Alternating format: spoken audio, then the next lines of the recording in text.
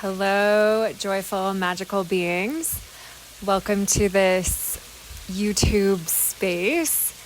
I really feel this is one of the most magical YouTube communities on all of the YouTubes. And I say that not because of me, but because of you and all those listening. Special shout out to all my incredible Sedona sisters. I feel your presence strongly.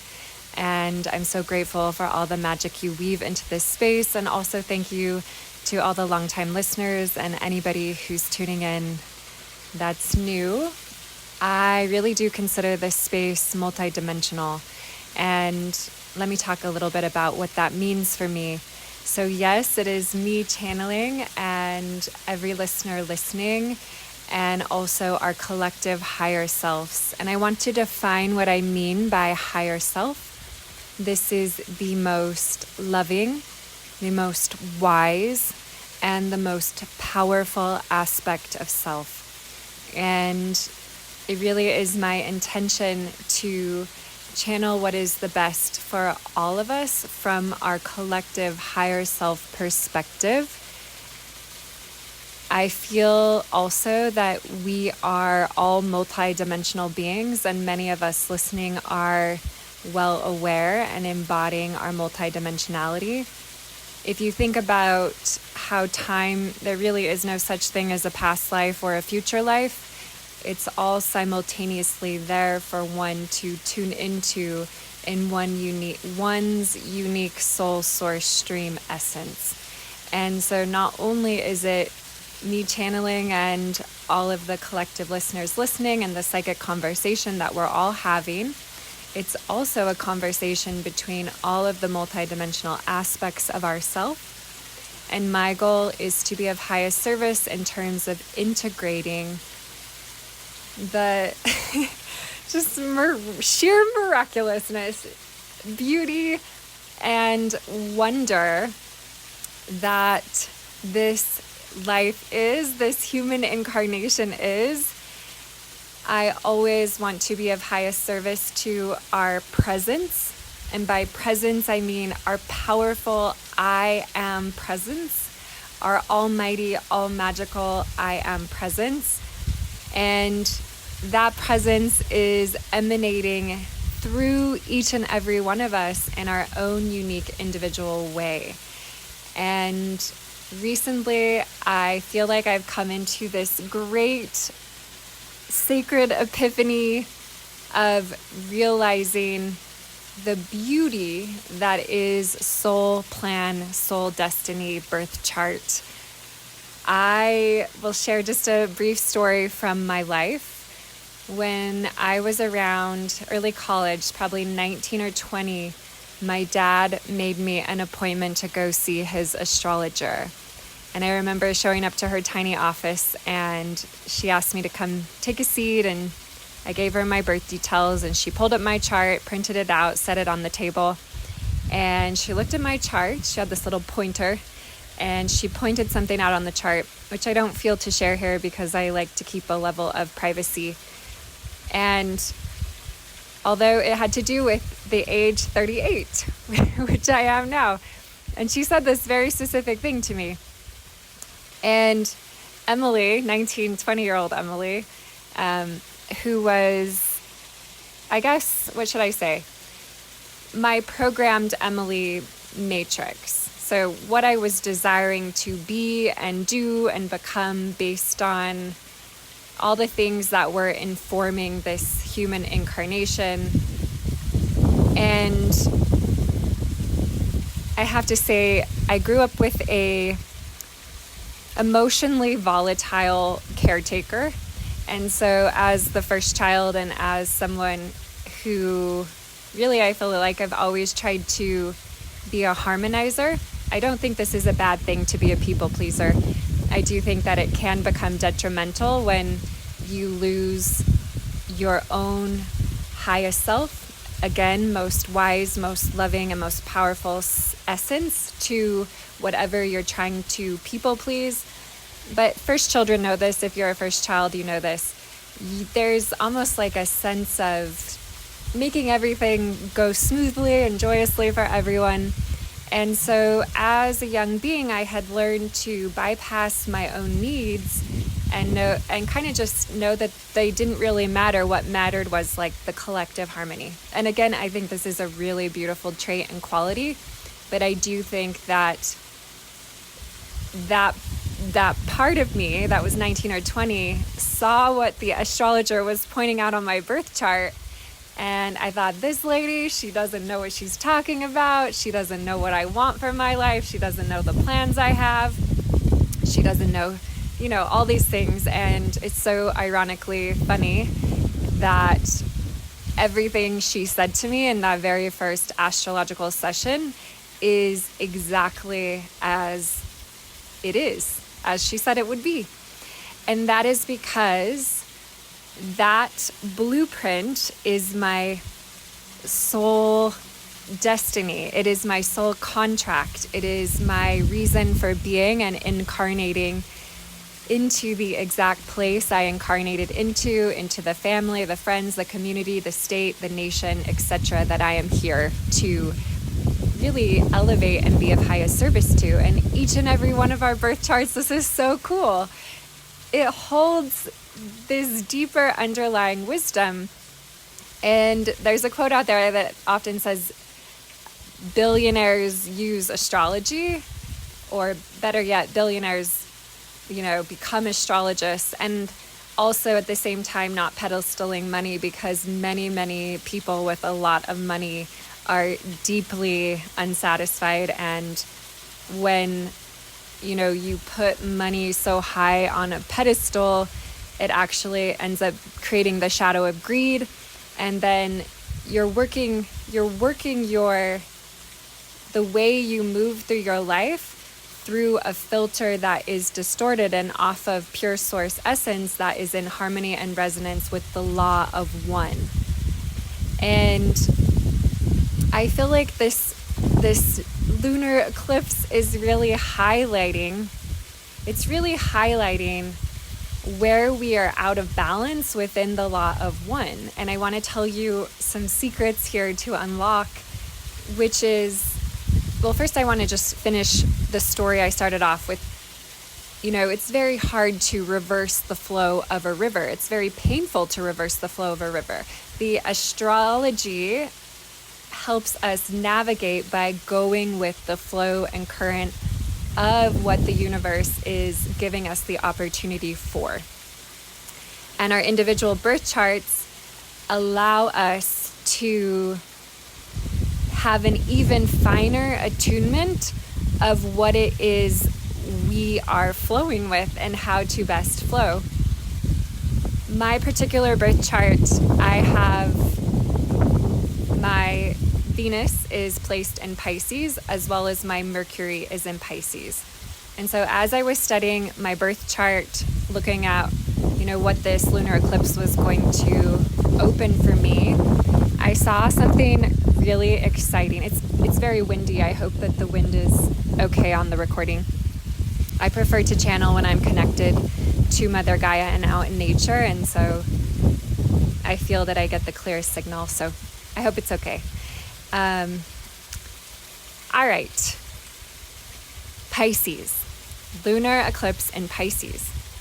So Pisces is ruled by the planet Neptune. And Neptune rules the dreamy realm, the divination realm, the realm of the mystics and the realm of the healers and the realm of the lovers and all the things that Pisces is so beautiful. And when Pisces is exalted, I know this just through my own personal study of my birth chart and working with astrologers over the years. My placement, Venus in Pisces, is an exalted placement of Pisces, because when exalted, Pisces is no longer being ruled by Neptune and is being ruled by Venusian frequency. Everything in life is about achieving perfected balance. When Piscean energy is out of balance, it can, turn into all the things we know about Pisces who are out of balance. It's a big sign where addiction happens. So if you feel like an old addiction wanting to pop up in this now moment, that could be why. It could be a way for you to stay in your truth and center and fully allow this lunar eclipse to remove all addictive patterning. Pisces out of balance also becomes quite escapism and can devolve quickly into illusion, and it's so astral and dreamy, and it's so mystical that when it is not balanced, there's so much to balance. Like once you pop up and you're in the astral realm. Okay, I want to explain the astral realm. This is the way I, Emily, personally perceive it. I've never heard anyone else talk about it this way, but this is always what comes through when I go to explain what the astral realm is. So the astral realm, you'll hear about it having a lower and upper astral. And there's no way to get to the upper astral without traversing the lower astral. So you have to learn this. But the astral realm is like all thoughts ever thought, commingling. And if I think a thought one time, then I create a thought form. Do you think your thoughts or do you receive your thoughts? Okay, this is a whole other side topic. And I personally believe it's both. I think it's important to be able to be aware of what thoughts you are generating or your highest self is generating that you're receiving versus what you're collectively picking up in the subconscious realms, which is Pisces territory. Like Pisces territory is this collective subconscious astral realm. And so it is dealing with all thoughts that have ever been thought.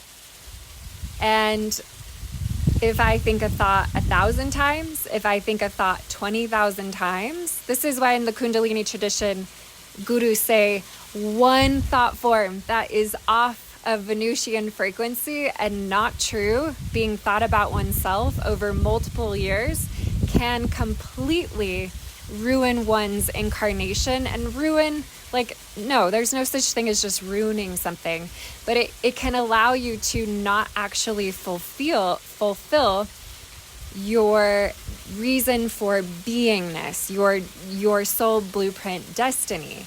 So you think a thought 50,000 times, it creates a thought body. And then thought bodies become magnetic. And their magnetism can clump together with other thought bodies, and that can actually generate entities. And we could think of something like depression as an entity or addiction as an entity. Both things that Piscean energy has to learn to balance because they are so finely connected and attuned to this astral subconscious collective energy. And then when Pisces is exalted, meaning Pisces is firmly balanced, it enters into the realm of Venusian frequency. And we know this from astrophysicists or not exactly sure what type of person studies this. However, we know through science, studying the rotation of the Earth in relationship to Venus and the Sun, we see that Venus energy creates this incredible frequency that many of us know as the Fibonacci sequence. Almost wanted to be the Fibonacci secret. The Fibonacci sequence that is full harmony.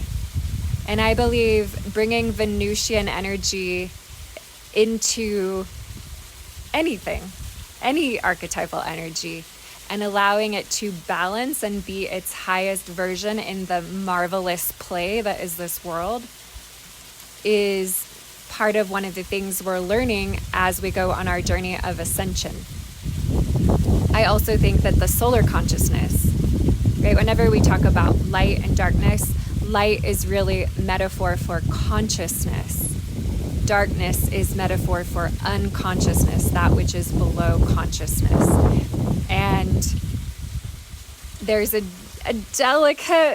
such a delicate balancing act that never ends, which is kind of exciting.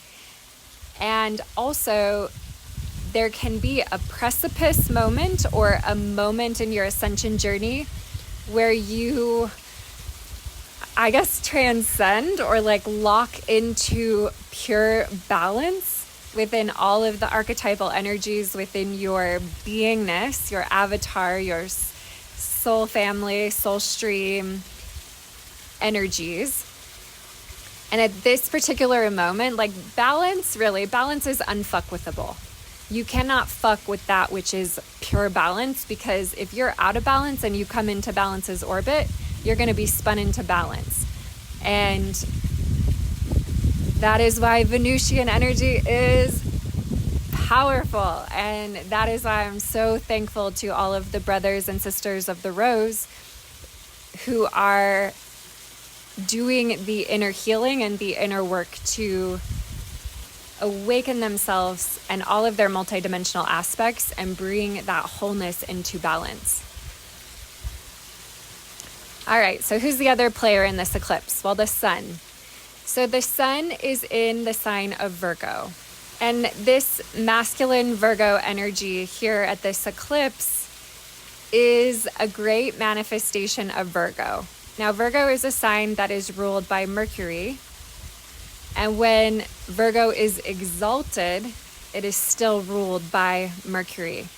However, an exalted Mercury versus an out of balanced Mercury, and Mercury in our own unique body temple for our temple arts, Venus governs our heart chakra Anahata, and Mercury governs our throat chakra Vishuddhi. So an out of balanced mercurial energy, well, let's talk about what a balanced mercurial energy is first. Balanced Mercury, exalted Mercury, is that true energy that is the messenger of the gods' energy. It is that ability to flow pure, pristine energy that is, Mercury exalted is also communing with Venus and solar consciousness. So it is, I want to just say this little thing, like, wherever thou art, play well thy part. It is thy healing ability to step into any archetypal energy needed to illuminate and transmute shadow in any given moment according to divine will. So Mercury serves divine will. Well, divine will is the law of one divine will. It is the every single sentient being included in the equation equally. And when Mercury is out of balance, you'll see these tendencies that often get prescribed to Virgos. Virgos can easily dissolve into control. They have such a perfectionist part of their beingness that they can, if they're not thinking about the whole and they get serving themselves and favoring themselves more than what is actually best for the body, mind, temples of all beings involved, then they kind of get a control energy about them where they, from their human perspective, right? We are humans. We have to always bow to the mystery. And I think a Virgoian incarnation is really learning to be such a pure. And I used to, my old Emily self, I shied away from the term pure and purity because it felt puritanical and it felt, I was basically tuned into I grew up in Utah, like Mormonism type of distortion of what true purity is. True purity is pristine balance. And from our human perspective, when we're trying to control from that perspective, it can be really quite ugly and destructive for our own lives and the lives of all those who we are in, because we can never know. Like our mercurial aspect is that, and they say this in science, it's that background energy behind all things. It is that no time, no space dimension that connects everything, that jeweled web of mystery and even that which we would call miraculous, if we're out of the paradigm of understanding that miracles are natural. Mercurial energy out of balance includes a lot of judgment and a lot of criticism and a lot of, it's basically not allowing God's divine will to be as it is. And this is what we do when we don't honor our birth charts.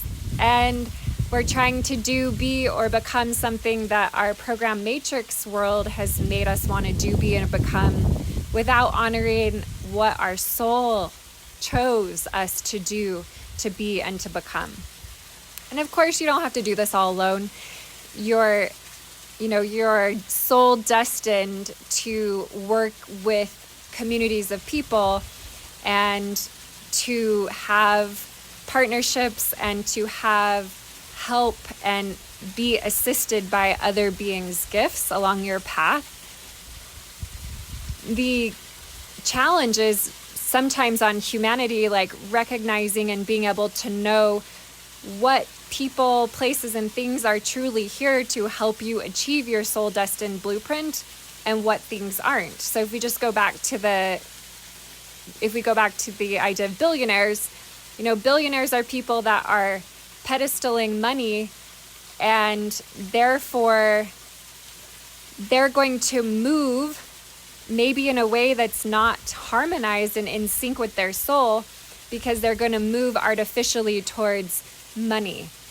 Some people, pedestal, I feel like aesthetic beauty, right? It's wherever you think you're superior. So if you think you're financially superior, then that's going to throw you off balance. If you think you're physically superior, then you're going to pedestal physical superiority, and you're going to read the world not at a soul essence, but you're going to read it at an artificial vanity perspective, and that's going to throw you off your path. Or say you feel like you're intellectually superior. So this might cause you to read the world from a perspective that you know everything, and therefore you're not going to be able to receive the deep wisdom that's being offered to you by someone who actually is in balance, etc. So this isn't a judgment thing, because every single human actually does have a part of their chart that is superior, and those are what is considered your gifts. And so it's good to acknowledge where your gifts are. And also, it's just so essential that you favor yourself in the equation of your life equally to the benefit of all other sentient beings within your unique sphere of influence. And if you get out of balance and you don't favor yourself enough, you become sacrificial and you give with an empty cup, and you suffer unnecessarily. And someone who's sick and suffering themselves cannot actually help and heal other people who are suffering.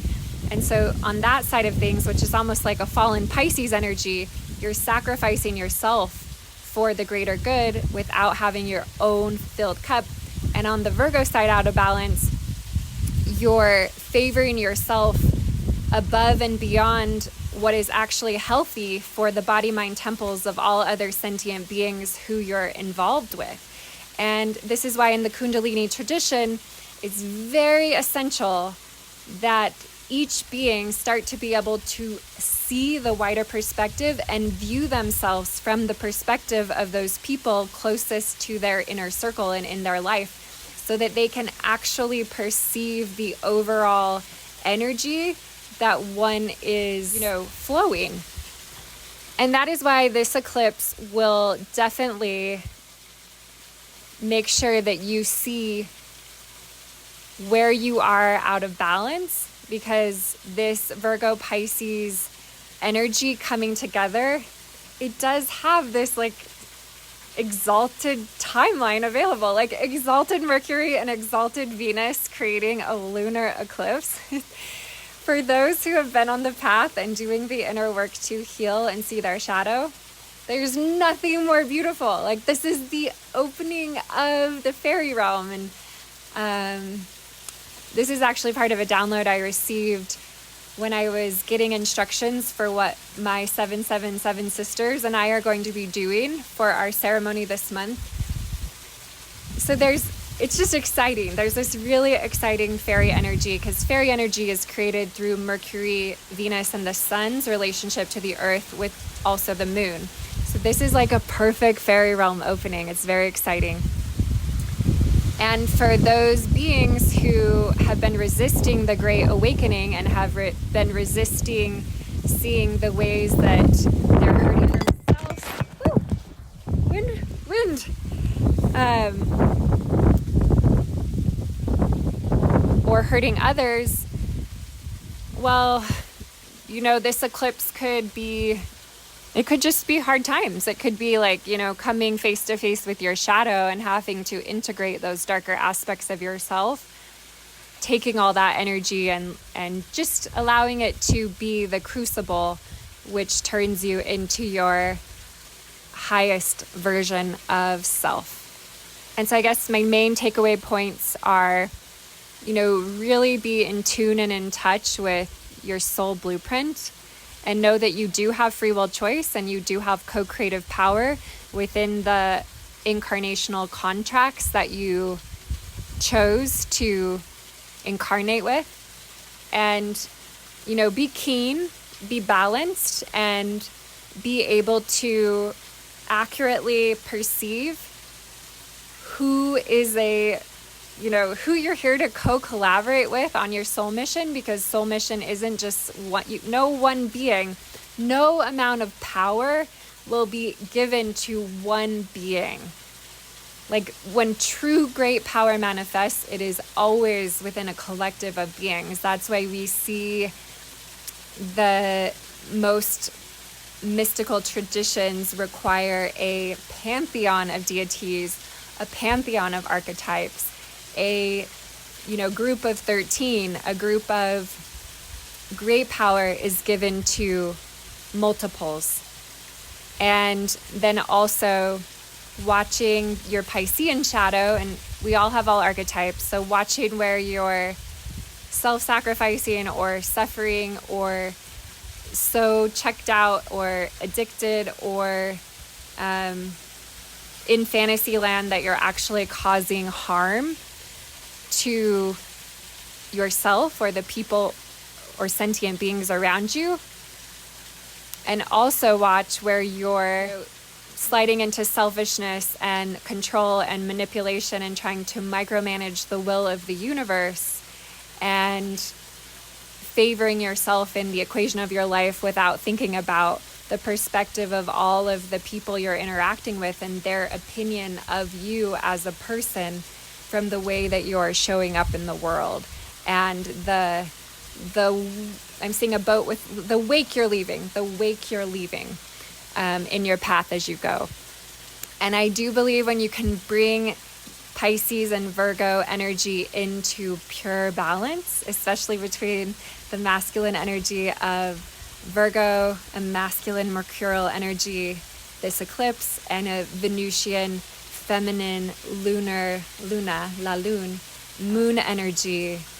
This is a beautiful moment in time, and I am sending well wishes to each and every listener, and I hope you have a very beautiful day.